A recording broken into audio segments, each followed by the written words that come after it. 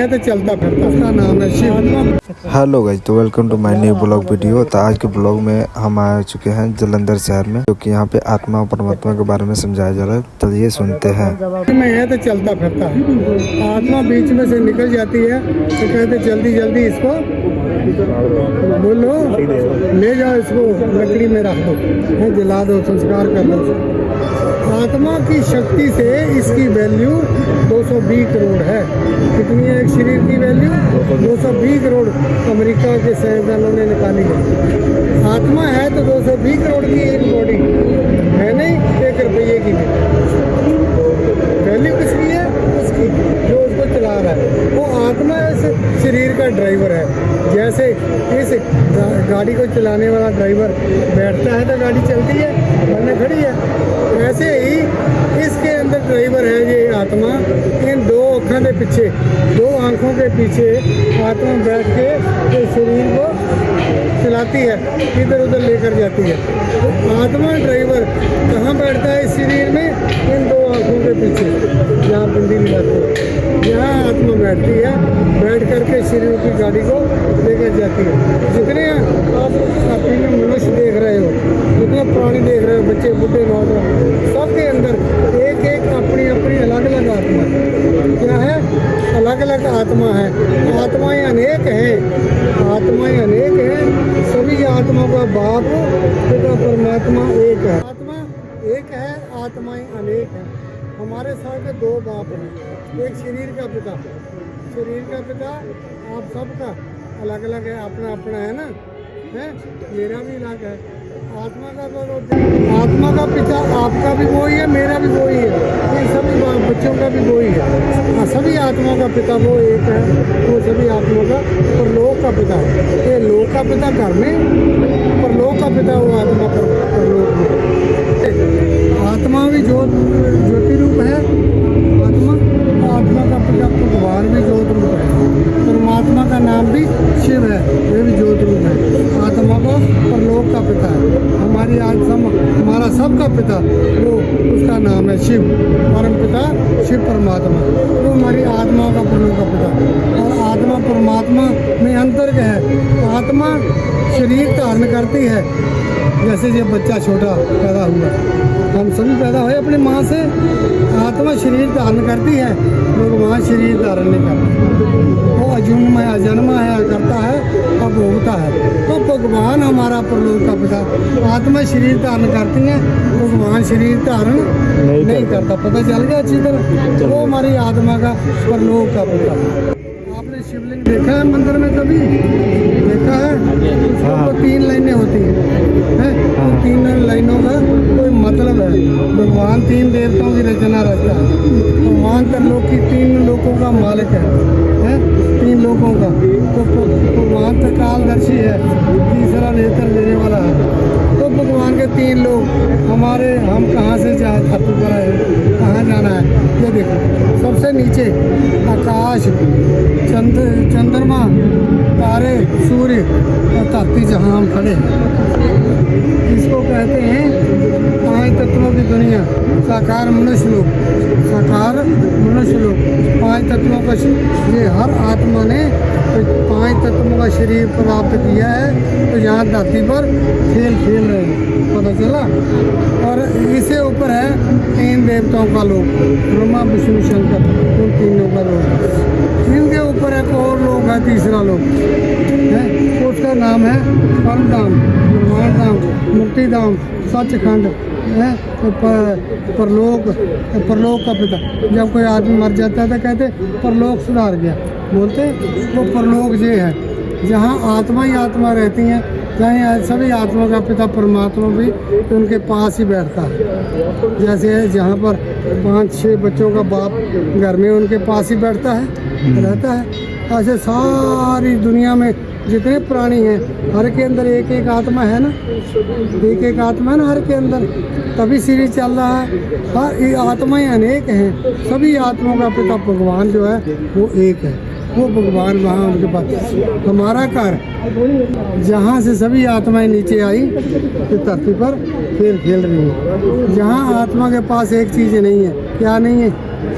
बोलो शाबाश। शरीर नहीं है, आत्मा के पास शरीर नहीं है, पिता के अपने परमात्मा के पास बैठी है आत्मा बिंदी बिंदी बिंदी। और जिसने शरीर लेना होता है, जहाँ से आत्मा भागती है नीचे को इस धरती पर। जिस माँ बहन को 4 महीने का बच्चा पेट में बन रहा होता है, उसके अंदर आत्मा आके प्रवेश कर जाती है, चली जाती है। या पूरे 9 महीने होते, जैसे हम सब ने अपनी माँ से छोटा सा शरीर प्राप्त किया था, बड़े तो बाद में हुए हैं, ऐसे वो आत्मा ऊपर से आकर के जहाँ छोटा सा शरीर लेकर के धरती में आ जाती है। पता चल गया? फिर जब बूढ़ा होता है फिर शरीर छोड़ देता है, फिर नया जन्म मिल जाता है।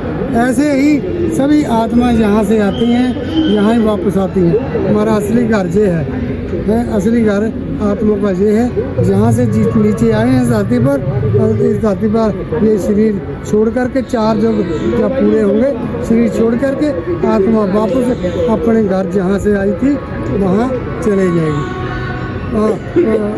पुरानी कितना दूर दूर सैर कराए, फिर आखिर में अपने घर में आता है ना, घर में फिर ही शांति आती है। जितना मर्जी दूर जाए, इंग्लैंड चल जाए, अमेरिका चले जाए, श्रीनगर चले जाए, जम्मू चले जाए, फिर भी शाम जब 5-7 दिन के बाद घर में ही आना होता है। ऐसे घर में सभी जहाँ से आए हैं यहाँ ही अपने घर में वापस जाए। पता चल गया? ये 3 लोग हैं, निराकारी दुनिया, ब्रह्म लोक, परम धाम, आकारी दुनिया, देवताओं की दुनिया, और नीचे हम सभी आत्मा की दुनिया।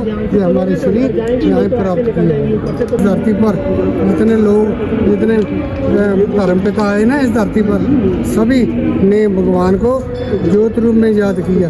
किसी ने भी अपने आगे देवताओं की मूर्तियाँ रख के भगवान को याद नहीं किया। रामचंद्र जी आए, उन्होंने शिव की आराधना की। गुरु नानक देव जी आए, उनका एक ओंकार। और ईसा मसीह जी आए, उनका गॉड इज लाइट, वो लाइट है, शक्ति है। जापानी लोग भी अपने आगे शिवलिंग में गार पत्थर रख के ध्यान लगाते हैं। मुसलमान लोग मक्के मदीने वहाँ जल करने जाते हैं, वहाँ में किसी देवी देवते की मूर्ति नहीं है, शिवलिंग पर का पत्थर है काले रंग का, जिसको कहते संगे असमत, उसको मत्था टेक के आते हैं। नेपाल में भी शिव की पूजा होती है, सोमनाथ ने भी शिव की पूजा की, विश्वनाथ ने भी, अमरनाथ की यात्रा करने जाते लोग, वहाँ भी बर्फ का शिवलिंग बनता है, किसी देवी देवते की मूर्ति नहीं बनती। पता चला है? हम सभी आत्माओं का पिता परमात्मा ज्योत रूप है, उसका नाम है शिव। शिव का अर्थ है कल्याणकारी, शिव का अर्थ है जिसका अपना कोई शरीर नहीं है। पता चला? वो आत्मा और परमात्मा क्या अंतर है? आत्मा शरीर धारण करती है छोटे बच्चे की तरह, भगवान जो है शरीर धारण माँ के पेट से नहीं करते। पता चल गया? वो हमारा परलोक का पिता है, उसका नाम है शिव। पता चल? इतों लैके तक सब देवी देवताओं की दुनिया, इतों इतने लैके त्रेता युग, ये भी देवी देवताओं की दुनिया। 2 युग देवी देवताओं की दुनिया होगी। जो तीजा युग शुरू होगा और पहले द्वापर युग, फिर भक्ति करनी शुरू कर दिया, फिर पाप होने शुरू हो गया, फिर भक्ति कर दिया, फिर द्वापर युग पूरा होया, फिर होगा कल युग। और केड़ा युग चलता पे? बेईमानी, धोखा, प्रेम, ईर्ष्या, द्वेष, नफरत, लड़ाई, झगड़े, यही होता है ना। तो ये अभी हो रहा है, ऐसा काम हो रहा है, ऐसे काम भी हो रहे हैं। ये सारी दुनिया कल युग में चल रही है। ऐसे देवियों की मूर्तियाँ बना के पूजा करके उन्होंने समुद्र से डोब देंगे ना, समुद्र कलकत्ते वाले। तो ऐसे काम भक्ति में होते हैं, भगवान को याद कोई नहीं करता।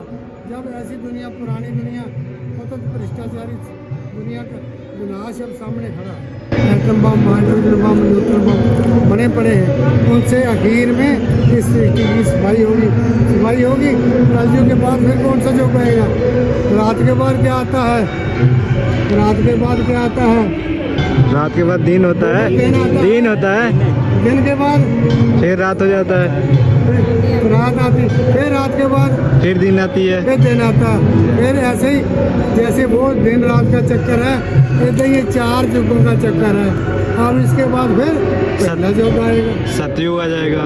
फिर सतयुग आएगा, फिर त्रेता आएगा, फिर द्वापर आएगा, फिर कलयुग। ये सारे युगों की 5000 साल की उम्र है। 5000 साल के अंदर चारों युग पूरे हो जाते हैं। अब ये कलयुग की बुरा हाल है सृष्टि, किसी को खाने को नहीं मिल रहा, किसी को धरती नहीं मिल रही, किसी को सोने को जगह नहीं मिलती। ये बुरा हाल है। बड़ा क्लेश है घर में, लड़ाई झगड़ा, भाई भाई का कत्लेआम कर रहे हैं, देवियों को रेप करके उसको मार देते हैं। ऐसा काम कलयुग में चला। अभी इसकी सफाई होगी, फिर ये नया युग शुरू होगा, सतयुग। ये भगवान ज्ञान से यहीं पर खत्म करते हैं। बाकी मिलते हैं